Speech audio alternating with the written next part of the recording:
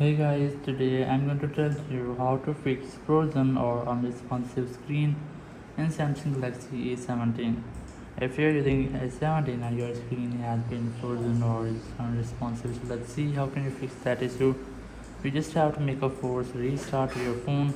So to do that, you just have to press volume down and power button at the same time until your screen goes black, and wait for your phone until it's power on. So let's see how can you do that.